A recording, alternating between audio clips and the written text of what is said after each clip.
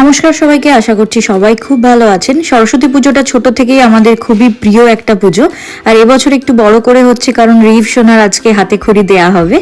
আর এই সুন্দর স্লেট আর জামাটা মানে পাঞ্জাবিটা আমার বাবা ডিজাইন করেছে, দাদুন রিভ সোনার দাদুন করেছে, দারুণ লাগছে।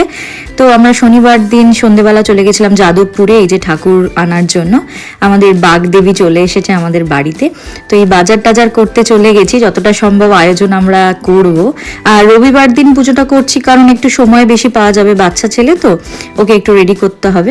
সকালে উঠে রেডি হয়ে একটু আলপনা দিচ্ছিলাম, আর বাপি তাড়াতাড়ি পুজোয় বসে পড়েছে, মানে 12টা 15 নাগাদ হয়তো পড়েছিল, তারপরে পুজোয় বসা হয়েছে। আর যতটা সম্ভব আয়োজন করেছি সবাই মিলে, খুব ভালো লেগেছে। আর রিভ সোনাকে এই যে দাদুনকে অ আ ক খ ABCD লেখাচ্ছে, আর ও মন দিয়ে বসে বসে লিখছে। আশা করছি ভিডিওটা আপনাদের খুব ভালো লেগেছে, সবাই খুব ভালো থাকবেন।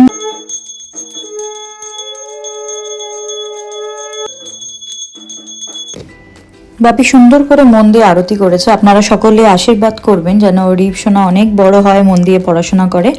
এটা হচ্ছে পরের দিন সকালে ওই যে দধিকর্মা হয়, তো মা সব রেডি করে দিচ্ছে, বাপি সব দধিকর্মাটা মাখবে। আর এই যে ঠাকুরের সুতো কাটা হচ্ছে, ঘট নাড়ানো হবে, আর এই হলুদ জলে মায়ের মুখ দর্শন হবে। মনটা বেশ ভার লাগছে, ঠাকুর পুজোটা মন দিয়ে সবাই করলে মানে মায়ের চলে যাওয়ার সময় সবারই মনটা সত্যি খুব খারাপ হয়। বিকাল বিকাল মাকে বরণ করার জন্য রেডি হয়ে গেছি।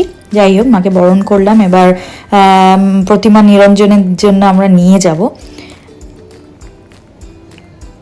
এই যে ঠাকুরকে নিয়ে যাওয়া হবে, বিকাল বিকালই যাচ্ছি।